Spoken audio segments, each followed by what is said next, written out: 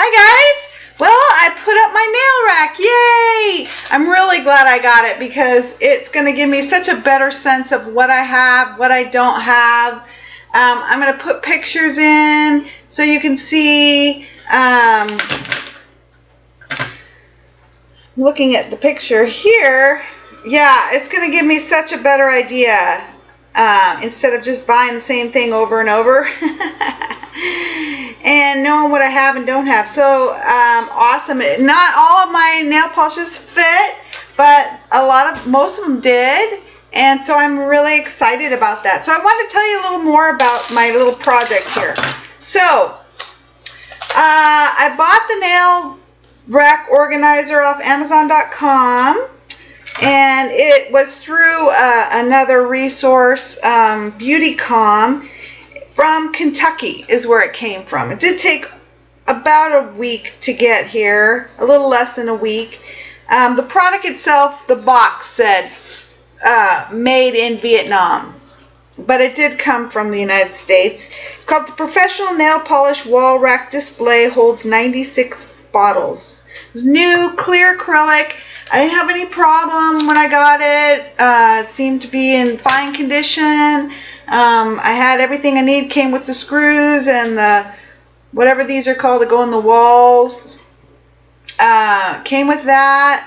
It was packed fine. It came through UPS. So everything was good. Had 2 holes in it to hang it up. It is secure in the wall. I was kind of afraid 2 screws on top weren't enough, but it seems to be. And let's see what else. It cost, I wrote it down, $29.80 for the rack plus $5.49 shipping, which is a total of $38.78. And I had a $10 off an Amazon product because I signed up for online banking through my cell phone app through my bank. And when I signed up, the reason I did is because it gave me a $10 Amazon coupon. So I got $10 off this price, which is great. Okay, let me tell you what you need to hang something up. I don't know if you guys are handy. So let me just walk you through the process. So I held the rack up to decide where I wanted it on my wall first. Once I decided the area I wanted, I kind of knocked on the wall to see if there are solid spots in the wall, but I don't think I need that. I didn't notice too much about that. So anyway, then I took a level. This is a level. It has these bubbles that move, and when the item is level, the bubble is in the middle of the lines here. So I took my level, I placed it on a shelf on the rack. It fit very well right in the rack on a shelf, on the top shelf. And so I put that in the rack, and then I held it against the wall, the rack with this in it against the wall, to make sure I was going to hang it level with the bubble in the middle of the lines. So then I took a pencil, sharp pencil, and with the screw holes, I put my pencil in the screw hole and made a mark on my wall, one and then the other. And so that was that. It was really easy. Then I took my cordless drill, which I always keep plugged in, the battery plugged in case I need it. It's on my washing machine, so that's always there ready. So I took my cordless drill, put the battery in, and then I picked out a drill bit size to work. Now this is the tricky part. I never quite know which size to use of the drill bit. You gotta screw it in as much as you can too. So a friend of mine once showed me a little trick. The trick is you take your drill bit set, you take the item you want a hole for. Here's the little screws it came with, the little Phillips head screws. But what I wanted a hole in the wall was for the thing that goes in the wall. And it's a thick little bugger, this particular one.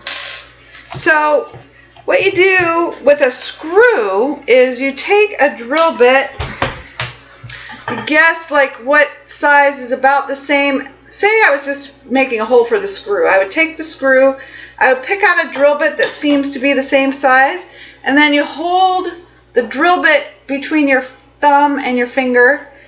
I mean the screw, and then you hold the drill bit right next to it. And if the drill bit's a teeny bit bigger than the screw of how it feels, then it's the right size. If it's smaller, it's the wrong size. I think that's how it works. Okay, don't quote me on this. So what I did is I took the thing that goes in the wall and I looked for a drill bit that would maybe match that up. So I picked one that was, maybe you want it a little smaller than the item. Oh, well, anyway, I finally found one that was the right size. I tried it drilling it once. It was too small, so I had to get a different drill bit that was bigger. So I drilled the hole where the pencil mark was. You got to make sure. I stood up on a little ladder chair thing and made sure. You got to make sure you're holding the drill straight. You don't want to be holding it up at an angle or down angle. You want to be having it straight into where you're drilling. So I did that. Then you take a hammer. You take the thing that goes in the wall, you put it on the hole, and then you hammer it into the hole. So it's flat against the wall. So I put those in the holes, and then I took my rack, and I held it in place, and then I took the screw, and I need a Phillips screwdriver, which isn't right here, but the ones that go with those holes. Little cross one. I took the Phillips and I started screwing in the Phillips. Here's the rack, screw with the hole, rack, and then the walls over here, and screwing it into the plastic thingy that goes into the wall. Screw, screw, screw with the Phillips screwdriver, and it was done. So it was really easy with the help of the right tools. I love tools.